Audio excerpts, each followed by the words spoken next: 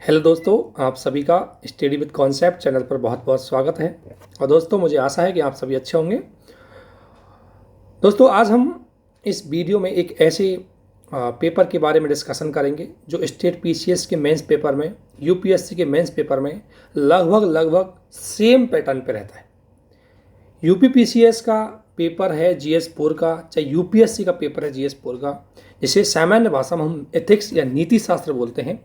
उस पेपर की पूरी रणनीति, उसके सिलेबस, किस तरीके से आपको पढ़ना चाहिए, क्या उसका महत्व है, इन सभी चीज़ों के बारे में आज हम डिस्कशन करेंगे। दोस्तों, ये वीडियो आपके लिए बहुत महत्वपूर्ण होगा कि किस तरीके से जीएस 4 या एथिक्स एक ऐसा सब्जेक्ट है दोस्तों जो न केवल आपके एग्जामिनेशन में आपके अच्छे मार्क्स लाने में काम आएगा, बल्कि आपके व्यक्तिगत जीवन या आपकी पर्सनैलिटी के विकास में महत्वपूर्ण भूमिका निभाता है। आपकी पर्सनैलिटी में आप किस तरीके से चीज़ें सोचते हैं, क्या चीज़ें क्या आप डिसीजन लेना चाहिए, किस तरीके से डिसीजन लिया गया डिसीजन बेस्ट होता है। अगर कोई आपके पास कोई सिचुएशन ऐसी आ गई कि आप दोनों सिचुएशन को चूज करना चाहते हैं, किसी एक को छोड़ नहीं सकते, तो वो सारी चीज़ें, उस परिस्थिति में आपको किस तरीके से डिसीजन लेना है, ये सारी चीज़ें आप एथिक्स के पेपर को पढ़ के बता सकते हैं। तो दोस्तों, एथिक्स का जो पेपर है वो जीएस 4 में यूपीएससी में आता है, और ये सारे स्टेट पीसीएस की मेंस में एग्जाम में, ज़्यादातर मेंस एग्जाम में नीति शास्त्र को पूछा जाता है, एथिक्स को पूछा जाता है। इसलिए एथिक्स की रणनीति आपको किस तरीके से पढ़ना चाहिए ताकि आप एथिक्स में अच्छे मार्क्स ला सकते हैं। दोस्तों, सबसे पहले मैं बताता हूँ कि एथिक्स का महत्व क्या है, आखिरकार हम इसको क्यों पढ़ें। सबसे पहले कोई चीज़ को हमारे मन में क्वेश्चन यही आता है कि भाई इसकी पढ़ने की ज़रूरत क्या है। तो दोस्तों, सबसे पहले एथिक्स आपके लिए बहुत ही महत्वपूर्ण है मेंस में अच्छे मार्क्स लाने के लिए, क्योंकि दोस्तों जीएस एक ऐसा सब्जेक्ट है 1, 2, 3, जीएस 1, 2, 3 में लगभग सारे स्टूडेंट के कॉमन मार्क्स आते हैं। लेकिन जीएस 4 एक ऐसा सब्जेक्ट है जो आपके लिए अच्छे मार्क्स ला सकता है। क्या कर सकता है? अच्छे मार्क्स ला सकता है। और दोस्तों, जीएस में सामान्यतः अगर आप बात करेंगे तो 100 के प्लस माइनस 10 में ही नंबर आते हैं, या किसी एक दो उनके प्लस 20 तक पहुंच जाते हैं। नॉर्मली जीएस 1, 2, 3 का रेंज यही रहता है, 100 के प्लस माइनस 15 में ही इसका रेंज रहता है।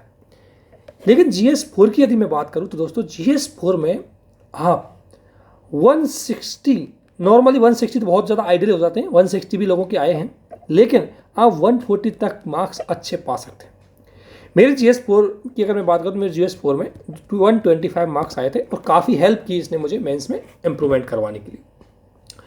जीएस 4 की एक ऐसा है कि इसमें आपको बहुत ज़्यादा मेहनत भी नहीं करनी पड़ती जितनी आप जीएस 1, 2, 3 में करते हैं। तो इसलिए कम मेहनत में आप जीएस 4 में बहुत अच्छे मार्क्स ला सकते हैं। 170 तक लोगों के इसमें मार्क्स आए हैं। तो यदि आप अच्छी मेहनत और अच्छी रणनीति से पढ़ेंगे तो हो सकता है कि आपके मार्क्स 140, 30 प्लस या 140 प्लस हो जाए। और यदि आपने एथिक्स में इतने मार्क्स यदि लाए तो डेफिनेटली आपके जीएस 1, 2, 3 में यदि मार्क्स कम भी हो जाए तो आपको कोई दिक्कत नहीं आएगी। इसलिए अगर हम अंकों के आधार पर एथिक्स पेपर को देखें तो ये हमारे लिए बहुत महत्वपूर्ण है। इसके अलावा दोस्तों, यदि आप इसके सिलेबस से जाएंगे तो इसके सिलेबस में जो भी बातें लिखी हुई है, जैसे ये एथिक्स क्या होती है एथिक्स को लेकर के, या यदि बात करें एटीट्यूड क्या होता है ना, इसके अलावा हमारे जो थिंकर है या फिलोसफर है, इन सारी चीज़ों का डिस्कशन इस पेपर में होता है। ये इसके सिलेबस का एक पार्ट है। तो इसका जो सिलेबस का पार्ट है वो आपके ऐसे राइटिंग में बहुत महत्वपूर्ण होगा, क्योंकि मैंने आपको ऐसे का जब पैटर्न डिस्कशन किया तो उसमें बताया था कि ऐसे के 2 पार्ट होते हैं, एक पार्ट ए और एक पार्ट बी, और दोनों पार्टों में 4-4 क्वेश्चन आते हैं। उनमें से आपको एक एक टॉपिक पे आपको ऐसे लिखना होता है। दोस्तों, इसमें एक सबसे बड़ी बात यह है कि जो पार्ट फर्स्ट आता है सामान्यतः वो फिलॉसफी से जुड़ा हुआ होता है। किससे? दर्शन शास्त्र से। और दर्शन शास्त्र आप एथिक्स के पेपर में पढ़ेंगे। इसलिए यदि आपने एथिक्स के पेपर को अच्छे से पढ़ा है तो ये आपके ऐसे में भी काम आ सकता है, क्योंकि एथिक्स में ये जो आपको इतने टॉपिक दिए हैं, ये एग्जाम्पल के रूप में, ये जो आपको ये चीज़ें बताई गई है, इनके कॉन्सेप्ट, ये फिलॉसफी से जुड़ा हुआ ये पार्ट है कि नीति शास्त्र क्या है पूरी, इसमें ये चीज़ है ना, ये नैतिक विचार, ये दार्शनिकों के विचार, ये जितनी चीज़ें आपको सिलेबस के इस पार्ट में दी हैं, ये सारी चीज़ें आपको ऐसे राइटिंग में भी बहुत महत्वपूर्ण भूमिका निभाती हैं। इसलिए जीएस 4 आपके लिए GS4 जो एथिक्स पार्ट है वो GS4 में भी अच्छे मार्क्स लाएगा। इसके साथ साथ आपकी ऐसे में पार्ट फर्स्ट जो सामान्यतः फिलॉसफी से जुड़ा हुआ टॉपिक होता है उसमें अच्छा ऐसे लिखने में आपकी महत्वपूर्ण भूमिका निभाएगा। आपको बहुत अच्छा नंबर ये निबंध में दिला सकता है। इसलिए दोस्तों इसको बहुत ही अच्छे से पढ़ना। अब रही बात कि इसके अलावा एक चीज़ और बताना चाहूँगा, इसके अलावा ये GS4 केवल आपकी एग्जाम के लिए ही इम्पोर्टेंट नहीं बल्कि हर व्यक्ति के लिए बहुत महत्वपूर्ण होता है जीवन की समझ को विकसित करने के लिए। जीवन की समझ को विकसित करने के लिए कि वो एक दूसरे से अच्छे संबंध किस तरीके से रखें, अपनी इमोशंस को किस तरीके से प्रेजेंट करें, किस टाइम पर क्या बोलना चाहिए, किस समय डिसीजन किस तरीके का लेना चाहिए। ये सारी क्षमताएं यदि आपने एथिक्स के पेपर को अच्छे से पढ़ा है तो आप में डेवलप हो जाएंगी, क्योंकि एथिक्स के इस पेपर के 2 पार्ट होते हैं। अभी जब हम इसके पैटर्न की डिस्कशन करेंगे तब बताते हैं, लेकिन अभी मैं जस्ट ये बता रहा हूँ कि कितना महत्वपूर्ण होता है। तो ये आपकी पर्सनैलिटी को डेवलपमेंट करने में महत्वपूर्ण भूमिका निभाएगा, जो आपको जब आपके इंटरव्यू में, ध्यान रखना, इंटरव्यू में आपसे कुछ सिचुएशनल सवाल पूछे जाते हैं। सिचुएशनल सवाल किस तरीके, क्वेश्चन किस तरीके होंगे, जैसे मान लेते हैं कि आप कोई एग्जाम देने जा रहे थे, आप इंटरव्यू के लिए आए थे, अचानक एक रोड पे एक एक्सीडेंट हो गया, अब वहाँ अकेले आप ही थे। उधर दूसरी ओर देखा जाए तो आपका इंटरव्यू का टाइम फिक्स था, आपका इंटरव्यू का टाइम निकल जा रहा था। ऐसी स्थिति में यदि आप उसको अस्पताल पहुँचाते हैं तो वो, अगर अस्पताल पहुँचाते हैं तो व्यक्ति जी सकता है, उसकी जीने की संभावना बनती है। लेकिन यदि आप उसको अस्पताल पहुँचाएंगे तो ये भी निश्चित है कि आप इंटरव्यू के स्थल पर समय पर नहीं पहुँच पाएंगे। और यदि आप इंटरव्यू के स्थल पर समय पर नहीं पहुँचे तो यह आपका अंतिम अटेम्प्ट है, यह आपका अंतिम इंटरव्यू है। आपके जीवन की 6 से 7 साल की मेहनत इसी इंटरव्यू पे डिपेंड है। ऐसी सिचुएशन में आप कौन सा डिसीजन लेंगे? एक ओर उस व्यक्ति का जीवन और दूसरी ओर आपकी यूपीएससी की जर्नी का अंतिम लक्ष्य। तो ऐसे क्वेश्चन आपसे पूछे जाते हैं। तो दोस्तों ऐसे क्वेश्चनों में उत्तर देने के लिए आपको एथिक्स के पेपर की नॉलेज अच्छे से होनी चाहिए। और मैं गारंटी दे रहा हूँ कि यदि आपने एथिक्स का पेपर अच्छे से पढ़ा है तो ऐसी परिस्थितियों के उत्तर देने में आप पूरी तरह सक्षम होंगे। तो इसलिए ये आपके लिए बहुत महत्वपूर्ण हो जाता है। अब यदि हम सबसे पहले कैसे पढ़ना है, इससे पहले हम समझते हैं एथिक्स के पेपर की सिलेबस को, कि आखिरकार एथिक्स का पेपर का सिलेबस होता क्या। दोस्तों एथिक्स का पेपर के सिलेबस के 2 पार्ट होते हैं, 2 पार्ट। यदि हम देखें, पार्ट फर्स्ट इसका थ्योरी होती है, किसकी? एथिक्स की। और पार्ट सेकंड इसकी केस स्टडी होती है। ये भी लगभग 125 तक आता है, ये लगभग 130 तक आता है, और ये 120 का आता है। केस स्टडी यूपीएससी की बता रहा हूँ। यूपीएससी में केस स्टडी 6 केस स्टडी आपको दी जाएगी, और 6 केस स्टडी में प्रत्येक केस स्टडी 20 मार्क्स की होती है और लगभग 250 वर्ड्स में लिखनी होती है। 250 वर्ड्स में ये है केस स्टडी। और केस स्टडी क्या होती है दोस्तों? जो आपने थ्योरी वाला पार्ट, थ्योरी वाले पार्ट में आपके 7 टॉपिक मुख्य रूप से दिए गए। कौन कौन से? पहला टॉपिक है नीति शास्त्र और ह्यूमन इंटरफेस। सबसे पहले एथिक्स और ह्यूमन इंटरफेस, ये एक टॉपिक है। दूसरा है आपका एप्टीट्यूड। तीसरा आपका है basic aptitude and fundamental values for civil servants, ये सिलेबस के तीसरा टॉपिक है। चौथा है इमोशनल इंटेलिजेंस। पांचवा है कंट्रीब्यूशन ऑफ मॉरल थिंकर, यानी कि भारत और विश्व के जो नैतिक विचारक जैसे आप बात करेंगे विश्व के, अगर सुकरात, प्लेटो, अरस्तु, ठीक है, भारत में विवेकानंद, महात्मा गांधी, कौटिल्य, ये ऐसे विचारक, इनके विचारकों से लेकर के भी क्वेश्चन आते हैं। और दोस्तों किस तरीके से क्वेश्चन आते हैं ये आपको मैं पेपर के साथ डिस्कशन करते हुए बताऊंगा। मैं ये ऐसी रणनीति बताना चाहता हूँ कि आप खुद ये समझने में सक्षम हो कि हमें किस तरीके से पढ़ना चाहिए, क्या चीज़ हमें पढ़नी चाहिए, वो सारी चीज़ें आपको इस वीडियो में बताई जाएगी। लेकिन दोस्तों आपसे मेरा यही निवेदन है कि इस वीडियो को ज़्यादा से ज़्यादा शेयर करें और इस वीडियो को अंत तक देखें। तो मैं ये बता रहा हूँ कि इसमें 7 टॉपिक होते हैं, 7 + 1, इसके 2 पार्ट होते हैं। थ्योरी में 7 टॉपिक होते हैं। चौथा होगा, 5वां होगा 6 पब्लिक सिविल सेवक के बारे में बताई गई है कि सिविल सेवक के लिए क्या मूल्य है, उसके पूरा डिटेल उसका टॉपिक है। और 7वां होता है प्रोबेबिलिटी इन गवर्नेंस। तो ये 7 टॉपिक है जो थ्योरी से जुड़े हुए हैं। इसमें आपको सब टॉपिक भी दे रखे हैं ये सारे, तो ये थ्योरी से जुड़े हुए हैं। और जब इन सातों टॉपिकों की थ्योरी को आप अच्छे से कॉन्सेप्ट के साथ, एग्जाम्पल के साथ जब तैयार कर लेंगे, उसके बाद आपका अगला टॉपिक आएगा केस स्टडी का। और केस स्टडी में बोला गया है कि जो उपयुक्त सब्जेक्ट है इन्हीं से रिलेटेड केस स्टडी आएगी। यानी कि जब आप केस स्टडी आपको इस तरीके की दी जाएगी जिसको सॉल्व करते टाइम आपको इन टॉपिकों की नॉलेज होना बहुत ही ज़रूरी है। ये है आपके एथिक्स का पेपर का पैटर्न। 2 पार्ट होते हैं, पहला पैटर्न थ्योरेटिकल और दूसरा होता है आपका केस स्टडी। और दोस्तों, आपने यदि थ्योरी को अच्छे से पढ़ा है तो आप केस स्टडी वाले पार्ट में बहुत अच्छे नंबर ला सकते हैं, बहुत शानदार इसमें नंबर ला सकते हैं केस स्टडी वाले पार्ट में, यदि आपने थ्योरेटिकल पार्ट को अच्छे से पढ़ा है। और इसलिए और ये बहुत शानदार होता है। केस स्टडी का तरीका आपको बताया जाएगा कि किस तरीके से केस स्टडी की जाती है, किस तरीके से इसको सॉल्व किया जाता है। केस स्टडी के अगर सामान्य देखेंगे तो 3 पैटर्न होते हैं, मुख्य रूप से 3 से 4 पैटर्न, 4 तरीके के क्वेश्चन आते हैं, 3 से 4 तरीके के क्वेश्चन आते हैं। आपको 3 से 4 तरीके के क्वेश्चन के पैटर्न्स मैं एक क्वेश्चन लेके उनको सॉल्व कर देंगे ताकि आप उस तरीके से केस स्टडी को डेवलप करें। लेकिन दोस्तों, पहले आपका मुख्य कार्य ये होगा कि आप थ्योरी वाले पार्ट को सिलेबस वाइज अच्छे कॉन्सेप्ट के साथ, टॉपिक वाइज, एग्जाम्पल साथ उसको अच्छे से पढ़ें, तब जाकर के आप केस स्टडी वाले पार्ट को सॉल्व कर पाएंगे। अदरवाइज आप अच्छे से केस स्टडी को सॉल्व नहीं कर पाएंगे। अब केस स्टडी किस तरीके से सॉल्व करना है उसके लिए एक अलग से वीडियो लेके आऊँगा, उसमें आपको एक केस स्टडी लेके आऊँगा और क्या चीज़ें उसमें ध्यान रखनी चाहिए, क्या चीज़ें उसमें छोड़नी चाहिए, ये चीज़ें भी आपको दी जाएगी। तो सबसे पहले बात, आप एथिक्स के पैटर्न को समझ गए होंगे, एथिक्स के पैटर्न क्या है। और एक चीज़, अब सबसे पहले अब इसको पढ़े तो कैसे पढ़े। तो सबसे पहले दोस्तों, आप एथिक्स के सिलेबस और उसके क्वेश्चन पेपर को देखते हैं कि ये दोनों क्वेश्चन किस तरीके से इसमें आते हैं। तो अभी आपके सामने क्वेश्चन पेपर खोलते हैं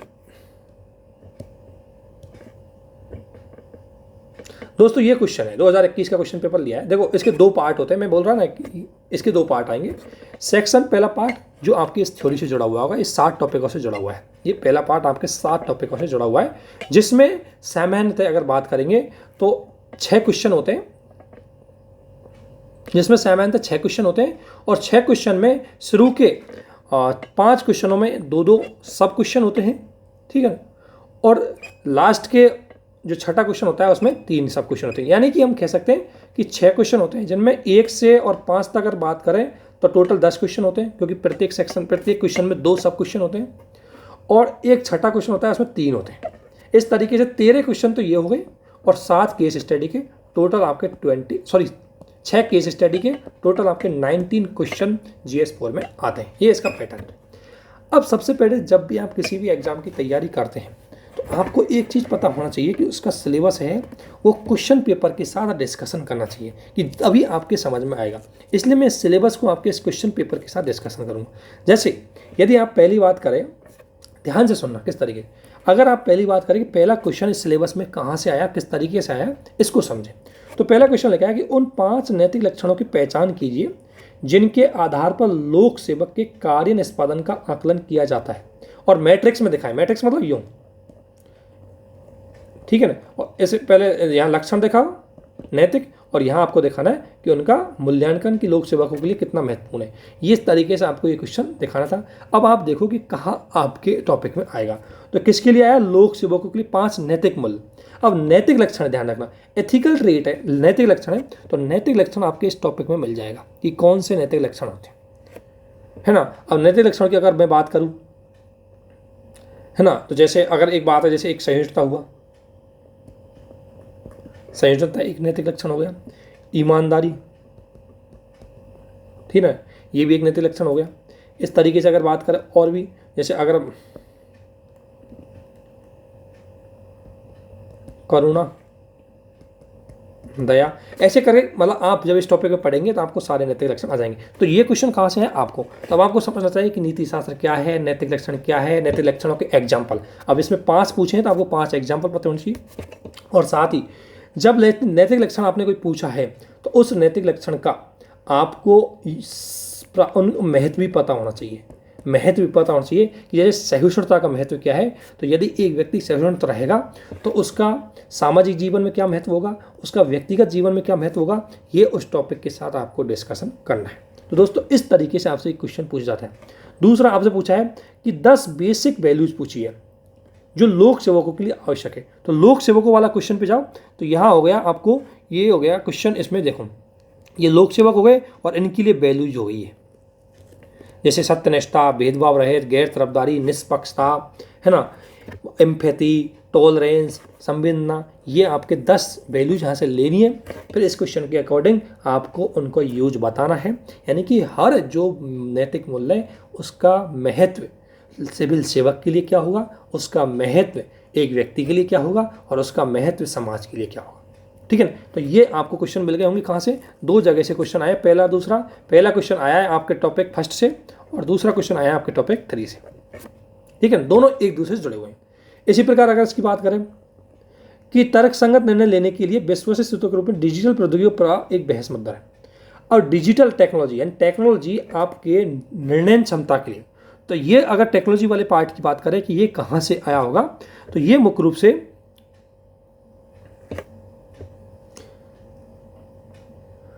दोस्तों इसका संबंध इस शासन में, मतलब ये शासन में डिसीजन लेने वाले टॉपिक से है, इस टॉपिक से। तो इसका संबंध इससे है, शासन में डिसीजन लेने से संबंधित है। इसके अलावा चौथा जो ये नैतिक डिलेमा वाला क्वेश्चन है, तो नैतिक डिलेमा की अगर बात करें तो नैतिक डिलेमा वाला टॉपिक अगर हम बात करें तो नैतिक डिलेमा वाला टॉपिक ये आ गए इस वाले टॉपिक में से, इसमें से। तो आपको नैतिक डिलेमा इस वाले टॉपिक में मिल जाएगी अच्छे से। ठीक है ना। तो इस तरीके से ये चीज़ें, तो इस तरीके से आपको समझना है। और एक चीज़ आपने देखा होगा कि ज़्यादातर क्वेश्चन आपको ये सिलेबस के हिसाब से देखना है। इसके अलावा थिंकर को लेकर के क्वेश्चन आते हैं 3, जैसे इसमें ना, जैसे मैं बता रहा था आपको शुरू में कि छठे क्वेश्चन में 3 पार्ट आते हैं, सामान्यतः छठे क्वेश्चन में 3 सब क्वेश्चन होते हैं, लेकिन इसमें तीसरे क्वेश्चन में सब क्वेश्चन दे दिए 3। हुआ क्या है कि जब ये सब 3 क्वेश्चन आएंगे, ये सामान्यतः थिंकर वाले पार्ट से रहेंगे। जैसे आपका थिंकर वाला पार्ट है ये दिया 5वें पार्ट से ये 3 क्वेश्चन है, यानी कि ये 5वां पार्ट आपके 30 नंबर के लिए महत्वपूर्ण है। अब इसको किस तरीके से पढ़ना है दोस्तों, तो इसको 5वें पार्ट को पढ़ते टाइम आपको सारे थिंकर, जैसे अगर मैं बात करूं महात्मा बौद्ध की, अगर मैं बात करूं बौद्ध, तो बौद्ध के क्या, बौद्ध धर्म है, तो बौद्ध धर्म के क्या सिद्धांत दर्शन है उनको लिखो, और उनका क्या महत्व है उनको भी लिखो। इसके अलावा दोस्तों जितने भी विचारक हैं, जितने भी थिंकर हैं, उनकी मैं आपको लिस्ट दे दूंगा। आप उस लिस्ट, उसमें से उनकी जो कोटेशन है, जो भी उनका कथन है, उनके विचार है, उसको अच्छे से पढ़ो और उसका एग्जाम्पल आपको याद होना चाहिए। जैसे इसमें एक क्वेश्चन मैं आपको बता रहा हूँ जस्ट छोटा सा, कि प्रत्येक कार्य की सफलता से पहले से सैकड़ों कठिनाइयों से गुजरना पड़ता है, जो दृढ़ निश्चय होते हैं वही देर सवेर प्रकाश में जाएंगे। ये स्वामी विवेकानंद का कथन है, जिसका आपको स्टार्टिंग करते टाइम लिखनी चाहिए कि स्वामी विवेकानंद का ये विचार सफलता के मार्ग में आने वाली जटिलता और सफलता प्राप्त करने वाले व्यक्ति के दृढ़ निश्चयता को बताता है। यानी कि अगर आप दृढ़ निश्चयता को बताता है, अब इसको आपको जस्टिफिकेशन करना है, इसको आपको साबित करना है कि स्वामी विवेकानंद द्वारा ये बोली गई बात सही है या नहीं है। तो फिर इसको साबित करने के लिए आपको दोस्तों एग्जाम्पल देने पड़ेंगे। इसलिए एथिक्स में जिस दोस्त ने ज़्यादा से ज़्यादा एग्जाम्पल दिए उसी के नंबर ज़्यादा आते हैं। जितना ज़्यादा आपको एग्जाम्पल आते हैं वो सारे एग्जाम्पल आप एथिक्स के पेपर में यूज़ करो, केस स्टडी एग्जाम्पल। इसलिए दोस्तों एथिक्स का कॉन्सेप्ट तो पढ़ लो, लेकिन एथिक्स के कॉन्सेप्ट का यूज आप तभी पढ़ पाओगे जब आपको GS 1, GS 2 और GS 3 की नॉलेज होगी। यदि आप GS 1, 2, 3 को अच्छे से पढ़ा है तो ही आप GS 4 के आंसर दे पाएंगे, क्योंकि GS 4 के कई आंसर क्वेश्चन ऐसे होंगे जो आपके GS 1, 2, 3 से जुड़े हुए होंगे। ठीक है। जैसे अगर आपने विवेकानंद जी के बारे में पढ़ा है थोड़ा सा, और यदि आपके पास एग्जाम्पल है, जैसे मान लें किसी ने हिस्ट्री पढ़ी है, अगर किसी ने GS फर्स्ट पढ़ी है तो इस टॉपिक का एग्जाम्पल आ जाएगा। जैसे हिस्ट्री में महात्मा बुद्ध द्वारा, जब अपना एग्जाम्पल दे रहा हूँ, महात्मा बुद्ध का एग्जाम्पल दे सकता हूँ मैं इसमें, कि जब महात्मा बुद्ध ने जब अपना जो ज्ञान प्राप्ति के लिए उसको कितनी मेहनत करनी पड़ी, महात्मा बुद्ध को ज्ञान प्राप्ति के लिए कितनी मेहनत करी, उसको पता है कि उसको 7 साल तक कठोर तपस्या करना पड़ी। इसी प्रकार महावीर स्वामी का एग्जाम्पल दे सकते हैं। तो ये वो व्यक्ति है जिन्होंने अंत तक, जैसे महात्मा बुद्ध को जब 7-8 साल की भक्ति, मतलब बहुत तेजी से ध्यान साधना करने के बाद 7 से 8 साल में, महात्मा बुद्ध को 10 से 12 साल में लगभग ज्ञान प्राप्त हुआ। तो महात्मा बुद्ध के द्वारा 10 से 12 साल की दृढ़ प्रतिज्ञा के बाद उसने क्या किया, उसको ज्ञान प्राप्त हुआ, बोधिसत्व ज्ञान प्राप्त हुआ। तो ऐसे आपके पास एग्जाम्पल होना चाहिए। महावीर स्वामी का एग्जाम्पल दे सकते हैं। इसके अलावा आपने सुना होगा, कई नाम सुने होंगे आपने, कई वैज्ञानिकों के नाम सुने होंगे। जैसे एक का एडिसन का नाम तो सबने सुना होगा, थॉमस एडिसन। तो इस क्वेश्चन में आप थॉमस एडिसन का एग्जांपल दे सकते हैं इसमें, जिसमें ये पहले वाले में कि थॉमस एडिसन सैकड़ों कठिनाइयाँ यानी सैकड़ों बार असफलताओं से गुजरा, आखिरकार उसे क्या है कि बल्ब बनाने में सफलता मिली। तो दोस्तों एथिक्स का पेपर में आपको एग्जाम्पल GS 1, 2, 3 के साथ साथ दुनियादारी के चीज़ों को पढ़ने के लिए, आपको न्यूज़पेपर पढ़ने के लिए, करंट की चीज़ पढ़ने के लिए आपको एग्जाम्पल कलेक्ट करने होंगे। दोस्तों कोशिश करूंगा कि मेरे पास जो एग्जाम्पल है मैं वो तो आपको शेयर कर दूंगा, लेकिन आप भी अपने लेवल पर वो एग्जाम्पल कलेक्ट करें। तो इनमें से तीनों क्वेश्चन ये कोटेशन के आएंगे। इसमें ये तीसरे नंबर के क्वेश्चन में दे दिए, कई बार छठे नंबर के क्वेश्चन में आते हैं, तो वो सिक्वेंस चेंज हो सकती है, कोई बड़ी बात नहीं है। इसी प्रकार ये दलाई लामा का स्टेटमेंट आ गया कि हम बाहरी दुनिया में तब शांति प्राप्त, यानी कि बाहरी दुनिया में तब तक शांति प्राप्त नहीं कर सकते जब तक कि हम भीतर की शांति प्राप्त नहीं कर सकते। यानी कि जब तक आत्मिक शांति नहीं होगी, आत्मिक शांति का मतलब जब तक व्यक्ति संतुष्ट नहीं होगा, जब तक व्यक्ति की ये मन के विचारों को शुद्ध नहीं किया जाएगा, तब तक व्यक्ति पूरे विश्व में शांति नहीं हो सकती। एग्जाम्पल दे सकते हैं कि यदि जैसे आज आतंकवादी घटना हो रही है, तो क्यों हो रही है? क्योंकि व्यक्तियों का मन अशांत हो गया है, क्योंकि उनका ब्रेन वॉश कर दिया है। तो ऐसे एग्जाम्पल आपको लिखने पड़ेंगे।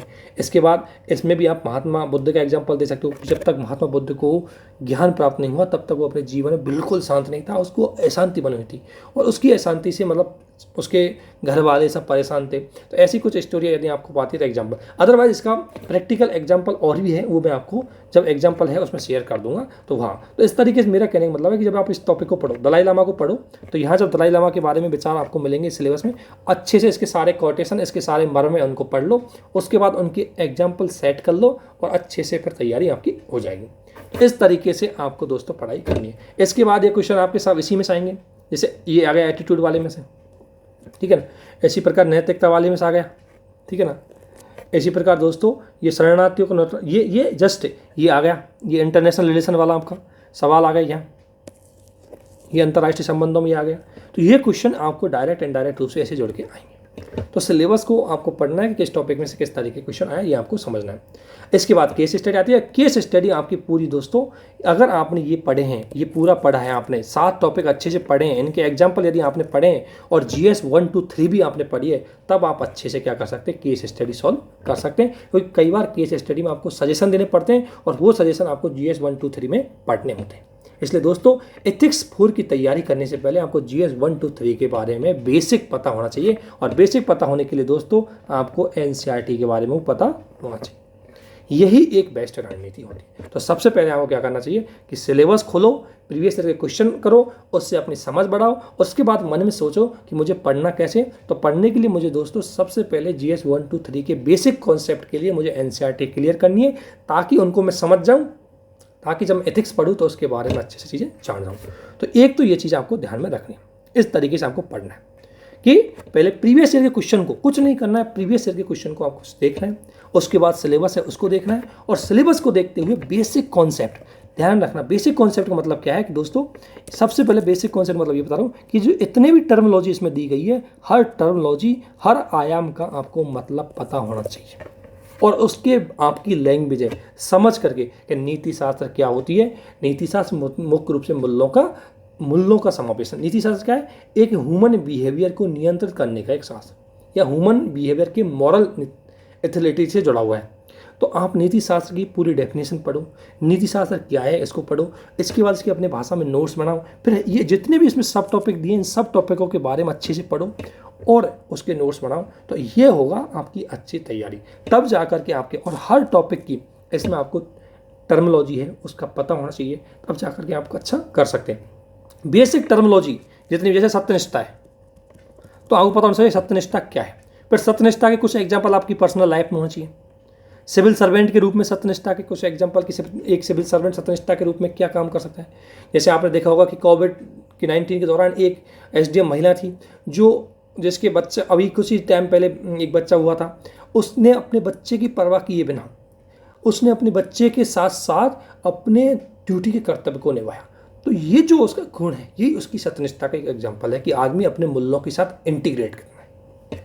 हर टॉपिक को सत्यनिष्ठा क्या है, इसका क्या महत्व है, इसका आपको एग्जाम्पल होना चाहिए। एक एग्जाम्पल आपकी पर्सनल लाइफ से खुद को पता होना चाहिए, एक एग्जाम्पल सिविल सर्वेंट के रूप में देखना है, और एक एग्जाम्पल आपको सोशल लाइफ के रूप में। ऐसे करके जितनी भी टर्मिनोलॉजी है, टर्मिनोलॉजी कौन कौन सी देखो, आपने देखा होगा टर्मिनोलॉजी, जैसे देखो सत्यनिष्ठा हो गई, जैसे आपको देखा होगा भेदभाव रहित, भेदभाव मतलब इम्पार्शलिटी का एग्जाम्पल, गैर तरफदारी का एग्जाम्पल, निष्पक्षता, सार्वजनिक जीवन में प्रति कमिटेड, कमजोर पर सहानुभूति, सहिष्णुता, संवेदनशीलता, ये क्या है, इनका एग्जाम्पल आपको पता होना चाहिए। और इनकी प्रासंगिकता कि सहिष्णुता कितनी महत्वपूर्ण है। जैसे सहानुभूति, तो सहानुभूति का मतलब है कि हम दूसरे की भावनाओं को समझ जाएं और उसकी पीड़ा है उसको फील कर सकते हैं, ऐसी वो जो क्षमता होती है सहानुभूति। अब आदमी अगर मान लो मैं किसी दूसरे व्यक्ति की क्षमता को मतलब दुख को समझ गया, तो एज ए सिविल सर्वेंट मैं उसके लिए जो योजनाएं सरकार के द्वारा लाई गई है उनको उस तक पहुंचाने में महत्वपूर्ण भूमिका निभाऊँ। जैसे यदि मुझे गरीबों के बारे में, गरीबों की संवेदनाओं के बारे में अच्छे से पता है, तो गरीबों के लिए आने वाली जो भी योजनाएं हैं उनको मैं अच्छे से इम्प्लीमेंट करूँगा, ताकि मेरे मन को ये संतुष्टि मिले कि मैंने जो व्यक्ति पीड़ित थे उनके लिए अच्छा काम किया। तो इनकी प्रासंगिकता बतानी किस तरीके से तो इसलिए दोस्तों इनको अच्छे से एक एक टॉपिक की आपको करना क्या है कि अच्छे से एक एक टॉपिक की परिभाषा, उसका एग्जाम्पल और प्रासंगिकता। अब आपके मन में अगला क्वेश्चन ये आएगा कि इनको पढ़े तो कहाँ से पढ़े, एग्जाम्पल कहाँ से लाए। तो दोस्तों इसके लिए मैं आपको बताता हूँ कि स्रोत बताता हूँ मैं सबसे पहले आपको। देखो मैंने बताया कि इसका महत्व क्या है, किस तरीके से पढ़ना है, पहले प्रीवियस ईयर के क्वेश्चन, सिलेबस, उसको मैच करना है, समझना है। उसके बाद आपको क्या करना है कि हर टॉपिक लेना है, टॉपिक के बारे में, हर टॉपिक की टर्मिनोलॉजी है उसको पढ़ना है, उसके एग्जाम्पल देखना है। इसके अलावा इसके लिए आपको कुछ सोर्सेज यूज करने होंगे, और सोर्सेज यूज करने के लिए आपको होता है एक लेक्सिकन की बुक आती है। दोस्तों मैं लेक्सिकन की आपको बुक दिखाता हूँ। दोस्तों आपके सामने लेक्सिकन की बुक है, इसमें आपको दोस्तों ये बुक आपकी बेसिक कॉन्सेप्ट को क्लियर कर देगी। ये बुक आपके बेसिक कॉन्सेप्ट को क्लियर कर देगी यदि आपने इसको अच्छे से पढ़ा है। इसको देख लो, अगर आपने अभी सिलेबस देखा है तो सिलेबस के सारे टॉपिक इससे जुड़े हुए हैं कि पहली बात तो केस स्टडी के बारे में। तो दोस्तों शुरू में इसको नहीं पढ़ना है, आपको शुरू में इसको छोड़ना है, सबसे पहले आपको यहाँ से पढ़ना है जो आपका पहले टॉपिक का सिलेबस है, यहाँ से है ना। इसमें आपको पूरी चीज़ें कॉन्सेप्ट के साथ बताई गई है, कई एग्जाम्पल भी देने की कोशिश की है, लेकिन कम से कम इसमें आपको बेसिक कॉन्सेप्ट क्लियर हो जाएगा। दोस्तों बेसिक कॉन्सेप्ट आप समझ जाएंगे, हर चीज़ का बेसिक कॉन्सेप्ट आपको समझ जाएंगे। आपका सिलेबस से बिल्कुल मैच कर रहे हैं, आपका सिलेबस में यही है। जैसे ये बिल्कुल वैश्विक, ये आधुनिक नैतिक दार्शनिक मान की है, ये सारे अरस्तु, इनके सब की ये चीज़ें इसमें लिखी हुई है। तो ये आपके लिए बहुत महत्वपूर्ण है। जैसा कि इसके 3 क्वेश्चन मैंने आपको बताया था कि 3 क्वेश्चन आते हैं ये सारे। इसके अलावा ये भी आपके सिलेबस में आप मिला के देख सकते हो, सिलेबस में बिल्कुल सिलेबस में ये मैंने आपको बताया था 5वां, ये 6ठे नंबर का टॉपिक है आपका शासन में ईमानदारी वाला, उसमें से आएगा। और इसके बाद ये उसी का पार्ट है ये भी, और इसके अलावा ये भी ये आपके उसी एथिक्स वाले पार्ट में से है। और इसके अलावा दोस्तों ये कोटेशन जो आपके 3 क्वेश्चन बन के आते हैं वो भी इसमें दिए गए हैं। जो भी कथन है इनका क्या करना है आपको कि इनको समझना है, और इनके एग्जाम्पल भी आपको लिखने हैं, इस किताब में आपको मिलेंगे। इसके बाद जो नैतिक मुद्दे हैं, करंट के, जैसे एक विज्ञान प्रौद्योगिकी का मुद्दा आता है, कई बार करंट के ये मुद्दे आते हैं, ये भी इस बार आपको देखा होगा, आपने शरणार्थी वाला क्वेश्चन देखा है, अभी शरणार्थी वाला क्वेश्चन आया था वो यहाँ से आया था। तो दोस्तों ये एथिक्स की ये किताब जो लेक्सिकन की है, ये आपके बेसिक कॉन्सेप्ट को बहुत अच्छे से तैयार कर देगी। इसको अच्छे से समझ के इसके नोट्स बनाना। यदि इसमें से कोई भी टॉपिक आपके समझ में नहीं आता तो दोस्तों नीचे कमेंट बॉक्स है, उसमें कमेंट कर देना, उसका स्पेशल से मैं एक वीडियो बना करके आपके सामने प्रस्तुत कर दूँगा, ठीक है ना। तो ये आपके लिए बहुत ही महत्वपूर्ण है। और दोस्तों देखो ये सारे टॉपिक इसमें जुड़े हुए, सुरक्षा, अंतर्राष्ट्रीय अर्थव्यवस्था, पर्यावरण। इसलिए ये मैं आपसे ये बोल रहा हूँ कि GS1, GS2 और GS3 जब आप अच्छे से पढ़ लेंगे तभी आप एथिक्स के पेपर को पढ़ें, तभी आपके लिए एथिक्स बहुत अच्छे से काम आ पाएगी। दोस्तों इसके अलावा इसमें एक मैंने बोला टर्मिनोलॉजी, आपको टर्मिनोलॉजी पता होना चाहिए। टर्मिनोलॉजी इसमें अच्छे से दी गई है, लगभग आप देखेंगे 20 पेजों में इसमें टर्मिनोलॉजी दी गई है। इसलिए लेक्सिकन की ये बुक है ना, लेक्सिकन की ये बुक ज़्यादा भी महंगी नहीं आती, मुश्किल से 250 रुपये की आती है, 250 से 300 रुपये तक की आएगी। 285 की लेके आया था मैं भी इसको, तो 285 तक की ये बुक आएगी। ये बुक आप मार्केट से ला सकते हैं। यदि आप इस बुक को लाने में असक्षम है, नहीं ला पा रहे, तो आप कमेंट कर दें, मेरे पास है, मैं उसको स्कैन करके आपके साथ PDF शेयर कर दूंगा। तो एक स्रोत तो आपको ये पढ़ना है दोस्तों। तो दूसरा स्रोत है किसी, अगर आपको पॉसिबल हो सके तो क्लास नोट्स को, किसी भी कोचिंग के नोट्स, आप चाहे तो 10T के ले सकते हैं, चाहे आप DHE IAS के भी अच्छे नोट्स हैं इसमें, किसी भी क्लास के नोट्स हैं वो लेना चाहिए। उनको लेकर के क्या करना चाहिए आपको, उनको पढ़ना, हूबहू पढ़ना नहीं है, बल्कि उनमें से आपको एग्जाम्पल सर्च करने हैं, उनमें से आपको कुछ डेफिनेशन अच्छी सी देखनी है बस। अगर कोई टॉपिक की लग रही है उसमें डेफिनेशन अच्छी है तो उसको नोट डाउन कर लेना अपने उसमें, ठीक है ना। बाकी ऐसा नहीं कि उसको रटना है, उसको पढ़ना है, कुछ नहीं। आपके नोट्स बनाते टाइम उसका हिंट आपको ले सकते हैं कि जैसे अगर क्योंकि एग्जाम्पल आपके पास जितने होंगे उतना अच्छी है। अगर मान लें आपने अगर बीजन की देखी है, बीजन में कोई एग्जाम्पल अच्छा है तो लिख लेना, 10 टीम देखा है तो लिख लेना, अगर कोई और कोचिंग के नोट्स में मिला है तो वहाँ से लिख लेना, लेकिन एग्जाम्पल आपको लिखना है। इसके लिए इसके बाद एक और बुक आपको पढ़ने के लिए बोलूँगा, सेकंड ARC।